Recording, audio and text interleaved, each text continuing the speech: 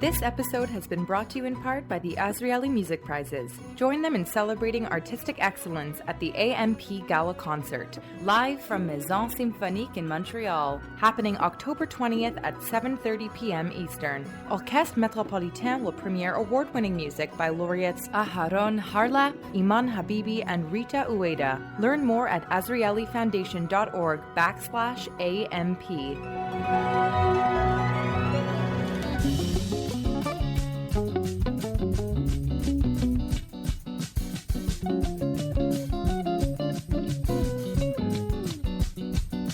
I cannot describe you how my phone has been burning the whole day. Everybody like dramatizing and everybody stressing. Oh, how am I going to have it?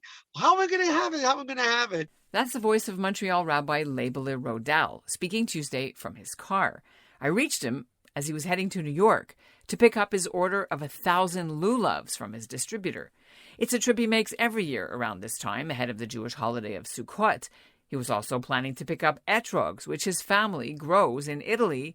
They're called estrogenos, which he also sells. Rodal was worried because of a border problem that's been going on for the last few days that saw Canadian inspectors block a shipment of lulavs bound for Montreal. The border guards thought the products might be violating the country's agricultural rules, which are designed to prevent plants that could bring in dangerous diseases or invasive bugs. Rodal feared he, too, would come home empty-handed. And like him, importers of Jewish religious items across Ontario and Quebec were also watching the situation anxiously. They have orders for hundreds, maybe thousands of lulavs, which are made up of 3 parts, a date palm frond and 1 branch each of willow and myrtle. Most are grown in Israel or Egypt, but also in Morocco and Turkey, and most come in first via the United States.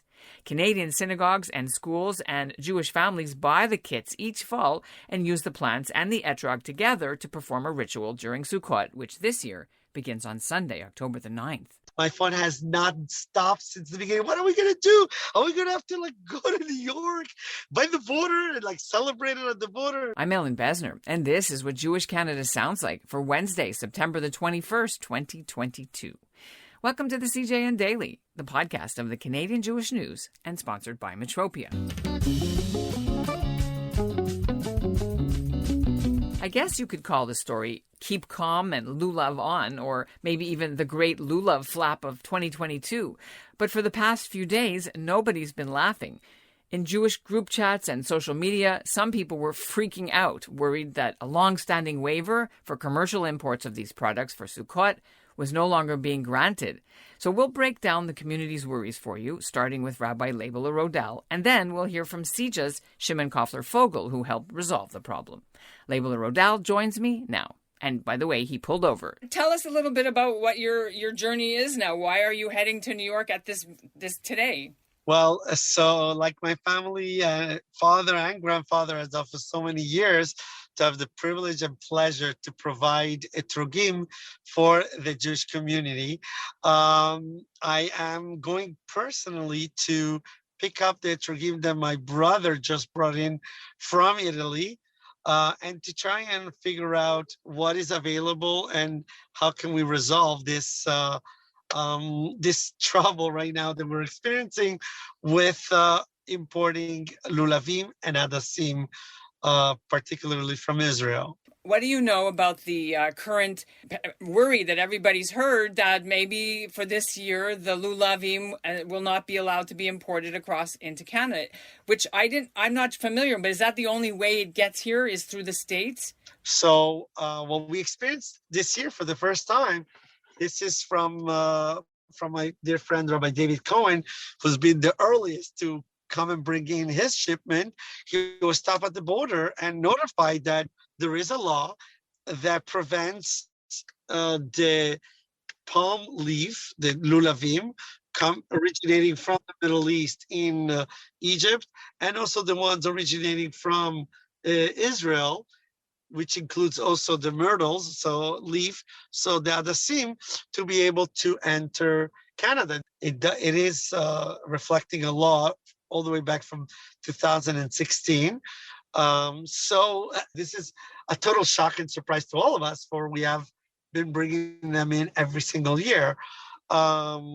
which is funny because usually the stress was the other way around. Going to the States, I remember lots of family members do come to Montreal to spend the beginning, at least, of Sukkot, of the holiday, with their family, and then travel back to the States.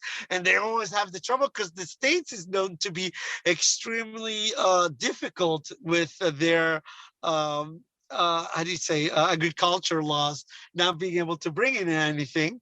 And now we're experiencing some of the same now.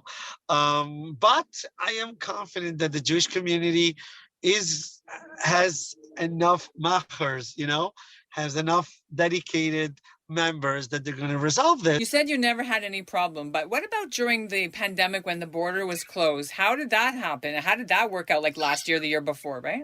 Well, rather than a problem was actually a solution, because the only way you were able to leave or enter Canada was actually by being like an essential service provider, which was to bring in and out goods that were necessary. So all of a sudden, you had all these rabbis and black hats and jackets becoming drivers and the delivery man. But yes, that's the only way we were able to bring them in. But thank God that Canada made it possible for us to still be able to benefit from these items. So as far as you know, you're operating as business as usual until you hear anything different, right? You're going there hoping that it'll all go okay. Yeah, exactly. And I'm very confident that, within a few days, the Jewish Council will be able to clear this. But like I said, there are other origins that we can bring in those items from, God willing. So I'm not worried at all. No. Listen, a lot of people are worried. Sorry? I know. I was very surprised by the reaction, like I told you. But listen, I'm confident that Hashem instructs us to do this. So there's definitely a way. In Italian, we say, when there is a will, there is a way. One more thing. You said that you're going to bring 10 boxes with hundreds of lulavim for your customers.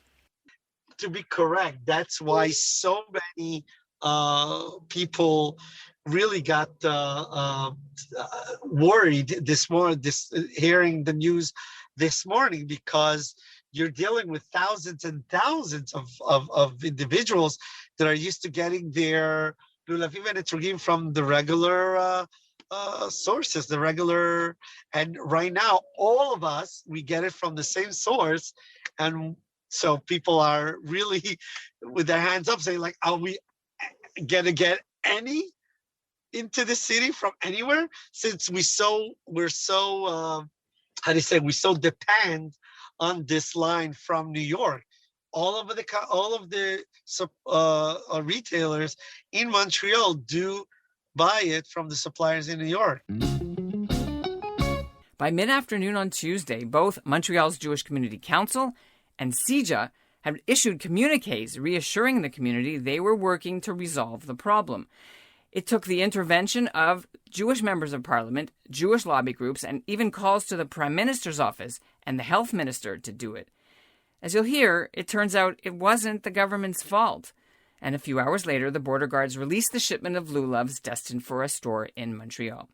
As Shimon Koffler Fogel of CIJA explains, it wasn't anti-Semitism either, or a new crackdown on agricultural products. So the Great Sukkah flap is resolved. The source was a incorrectly completed import declaration, just an honest mistake. And once that was identified and unpacked, they were able to refile. The same exemptions that have been in place for many years continue to be relevant, and the shipments have already been released, so issue resolved.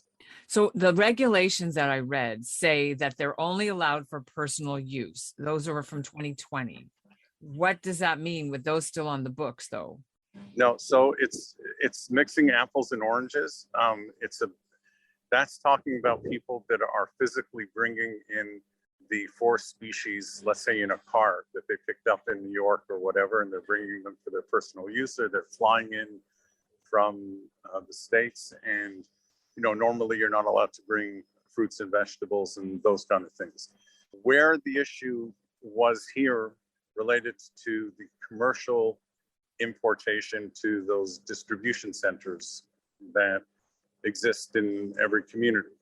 Typically it's either a retail store or a synagogue or an institution that's going to make an order and then distribute them to the individuals that want to purchase a set. For sure. So this wasn't a big blanket ban. It was a mistake, and yet the entire Jewish community who heard about it was freaked out about Sukkot, right? That they're going to not have lulavs for Sukkot. So when you see this happening, what did you try to do? You tried to calm people down while you figured it out? Yeah, so there were two different tracks. One was to reach out to government and make sure that the issue substantively could be resolved, and we weren't even clear what the issue was.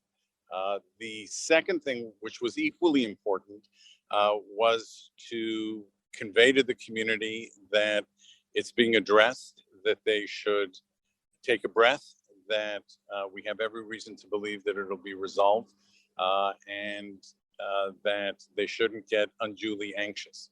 But with social media in particular, a message spreads like wildfire, and I was getting calls from Europe and the States and Israel. Is it possible that Canada is now not allowing lulavim and etrogim in for the use of the Jewish community?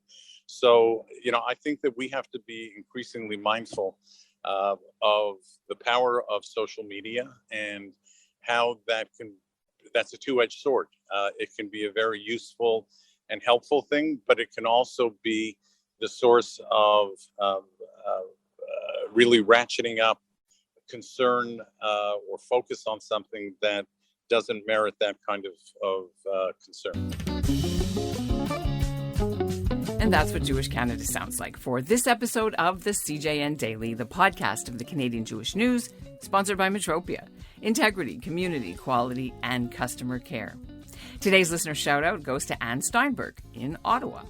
And we'll end the show with this message that was sent out by the owner of Montreal's Rodal's Judaica store with the happy news and wishes for a good new year. Hello, it's Rabbi Leibele Rodal again. I'm happy to report that B'chazdei Hashem, the customs issue with the dollar de minim in Canada has been resolved. I would like to give a very special Yasher Kayach to all who reached out and to the Askanim who gave freely of their time to help us, and especially to Member of Parliament Rachel Ben Dayan, who really gave this her all and whose efforts are really very, very much appreciated. Please forward this good news.